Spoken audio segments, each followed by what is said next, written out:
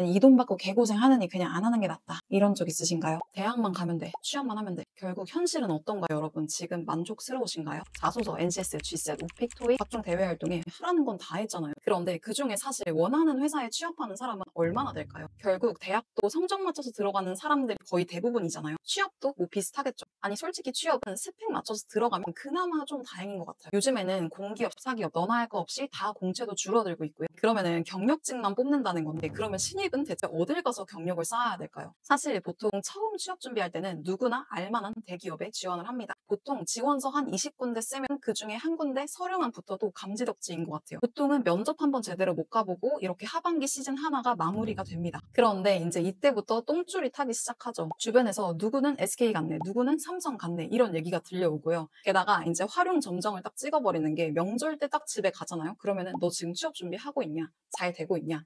이런 말들을 계속 듣죠. 그런데 이때가 정말 문제의 시작입니다. 이제부터는 붙어주면 내가 어디든 뼈를 묻겠다. 그런 심정으로 이제 자소서 양치기를 시작해요. 저는 솔직히 이때 제가 어디를 지원했는지 기억이 잘 안 납니다, 여러분. 그만큼 정말 많이 지원했어요. 아니, 대기업이 나 안 뽑아준다는데 일단 나를 뽑아주는 데를 먼저 가야 되잖아요, 여러분. 그래서 직무도 뜬금이고 회사도 뜬금이고 그렇게 어영부영 일을 시작하긴 했어요. 그런데 이제 이때부터 진짜 고민이 시작되죠. 지금 당장 때려칠까? 아니면은 나 이직할 곳이라도 좀 구해놓고 때려칠까? 내가 지금 잘 가고 있는 게 맞나? 나 지금 여기 회사에 계속 있어도 되나? 이런 고민의 연속들이 계속돼요. 아니 사실 우리 하라는 대로 다 했잖아요. 대학도 갔고 취업도 했고 근데 정말 이상합니다. 분명히 취업만 하면 다 해결될 줄 알았고 난 정말 이날만을 위해서 참고 버텼는데 그런데 그 합격의 기쁨은 정말 찰나의 순간에 끝이 나버립니다. 새로운 것들이 계속 눈에 들어오기 시작합니다. 나랑 같이 술 먹던 애는 나보다 한참 연봉이 높은 대기업에 들어갔다 하고 나보다 학창시절에 공부를 더럽게 못했던 애는 공부 때려치고 그냥 쇼핑몰 창업해서 대박이 난 거예요. 특히 이게 한국 사회의 특성입니다. 우리는 대체로 똑같은 시간을 살아가요. 고등학교 때는 대학에 가려고 열심히 입시 준비를 합니다. 그리고 대학에 가서는 취업을 하려고 열심히 스펙을 쌓죠. 그리고 사회초년생 때는 결혼을 하기 위해서 좋은 배우자감을 찾습니다. 영끌에서 전셋집을 마련하기도 하고요. 그 이후에는 출산부터 육아, 내 집 마련, 그리고 은퇴까지 이렇게 차례대로 흘러가겠죠. 그런데 진짜 문제는 여기서 1년이든 2년이든 조금만 늦어지잖아요. 그러면 주변에서 이제 너 어떡하려고 그래? 너 이제 자리 잡아야지. 취업은 언제 하니? 결혼은 언제 하니? 애는 언제 낳을 거니? 이런 얘기들을 계속해요. 그리고 우리는 그런 이야기에 좀 상처를 받기도 하고 에너지가 많이 소비가 되기도 합니다. 그런데 여러분 사실 이런 말들은 그렇게 크게 영향이 없는 것 같아요. 우리가 이런 말들에 상처를 받고 이런 말들이 많이 거슬리는 이유는 사실은 우리가 우리를 그렇게 생각했기 때문에 그럴 수 있습니다. 난 지금 시간이 없어. 난 지금 도태되고 있어. 나는 실패자야. 나는 뒤떨어졌어. 우리가 우리 스스로를 이렇게 생각했기 때문이에요. 그런데 만약에 여기서 우리가 우리에게 시간을 조금만 허락해 준다면 어떨까요? 만약에 그렇다면 주변에서 부정적인 말들을 들어도 크게 거슬리진 않을 거예요. 그런데 여러분 이렇게 우리 스스로에게 시간을 허락해 준다는 건 정말 어려운 일입니다. 왜냐하면 우리가 거의 벌써 30년을 살았어요. 살면서 우리가 겪고 봐왔던 모든 것들은 이미 머릿속에 정답이라고 각인되어 있습니다. 저는 저희 아빠가 한 직장에서 30년 넘게 근속하셨고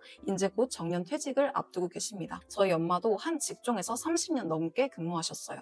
덕분에 가족끼리 보내는 시간은 사실 많이는 없었지만 그래도 학창시절에 어렵지 않게 잘 보냈던 것 같아요. 가끔 외식도 했고요. 이렇게 저처럼 유년기 때부터 청소년기까지의 경험과 기억들은 결국에 한 사람의 인생을 결정짓기도 합니다. 여러분 멀리 볼 것도 없습니다. 여러분 주변 친구들을 보면 부모님과 비슷한 직업을 가진 친구들이 생각보다 많을 거예요. 예를 들어서 부모님이 교사시면 그 친구도 교사거나 공공기관에 재직했을 가능성도 있고 저 역시 부모님이 한 직장에서 30년 넘게 일을 하시다 보니까 저에게 바람직한 인생은 이미 정해져 있었습니다. 한 직장을 오래 다니면서 또 한 직업을 오랫동안 유지하는 거였어요. 저한테 30년 넘게 그 가치관은 뿌리 깊게 자리 잡고 있었습니다. 그래서 저는 사실 5년간 제가 5번의 퇴사를 하면서 저한테 뭔가 큰 문제가 있는 줄 알았어요. 그런데 여러분 여기서 제가 문제가 있다는 것이 성립하려면 가장 중요한 전제 조건이 성립해야 됩니다. 그런데 이 전제 조건이 빠졌더라고요.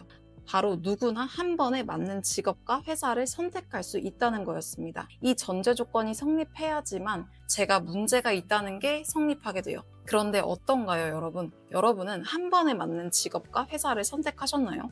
저는 아니었습니다.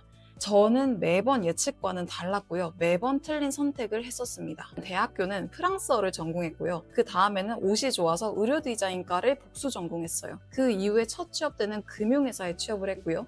이후에는 마케팅 대행사를 잠깐 다니다가 공무원에 또 재직을 했습니다. 그리고 현재는 블로그 마케팅 프리랜서가 되었고 또 이렇게 유튜브로 여러분들을 만나고 있어요. 저 역시 이렇게 매번 한 직업을 포기하고 선택할 때마다 많은 두려움이 뒤따랐습니다. 그리고 제가 다른 직업으로 넘어가면서 항상 했던 고민이 이 일을 평생 직업으로 할 수 있을까에 대한 고민이었어요. 아무리 요즘에 평생 직업은 없다, 평생 회사는 끝났다 이런 시대가 온다고 하더라도 저는 그게 있다고 믿었던 것 같아요. 저 역시 그런 말을 하면서도 나는 평생 직업을 가질 수 있지 않을까? 나는 안정적인 직업을 선택할 수 있지 않을까에 대한 기대감이 있었던 것 같아요. 그런데 여러분, 제가 여기서 꼭 드리고 싶은 말씀이 있습니다. 여러분, 너무 고민하지 마세요. 아니, 사실 고민할 필요가 없습니다. 어차피 우리가 잘 맞는 직업을 한 번에 선택할 수 있는 가능성은 매우 낮습니다. 직접 해보기 전까지는 모르기 때문에 일단 해보는 수밖에 없더라고요. 여러분이 현직자 인터뷰를 하고 유튜브 영상을 아무리 봐도 사실 해보면은 막상 그 봤던 거와는 상당히 다를 수가 있더라고요. 그런데 여러분, 우리 사실 연애도 그렇잖아요. 첫 연애할 때 어떠셨어요? 잘 맞는 이성을 한 번에 선택하셨나요? 저는 아니었거든요. 처음에는 식성도 비슷하고 취미나 이런 것들도 잘 맞아서 우리가 잘 맞을 수 있겠다라고 생각했어요.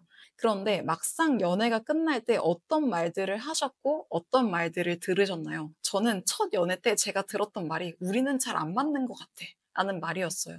그런데 이렇게 처음 연애만 하더라도 잘 맞는 사람을 만나기가 참 어렵잖아요. 일도 마찬가지인 것 같습니다. 그런데 여러분, 정말 다행히게도 우리가 연애를 여러 번 해보면은 결국에는 잘 맞는 사람인지 아닌지에 대해서 분별할 수 있는 눈이 길러지게 되잖아요. 결국에는 일도 똑같은 것 같아요. 새로운 일을 많이 해보면 해볼수록 잘못된 선택을 할 확률은 매우 낮아지고 올바른 선택을 할 확률은 매우 높아지겠죠. 여러분, 저는 지금 제 일이 너무 좋습니다. 글을 쓰고 영상을 기획하고 촬영하고 편집하는 이 과정들이 너무 즐거워요. 물론 힘들 때도 있습니다. 그런데 대체적으로 저는 만족하면서 일하고 있어요. 사실 여러분, 저는 제가 유튜브를 할 줄은 꿈에도 몰랐습니다. 사실 유튜브나 방송 쪽 일은 정말 재능 있고 끼 있는 친구들만 할 줄 알았거든요. 저는 저와는 정말 거리가 먼 이야기라고 생각을 했습니다. 여러분, 저뿐만이 아닙니다. 제 주변 지인들만 보더라도요. 교육학을 전공했던 친구는 그걸 그만두고요. 그리고 지금 2달째 예약이 밀려있는 사진작가로 일하고 있습니다. 또 다른 제 친구는요.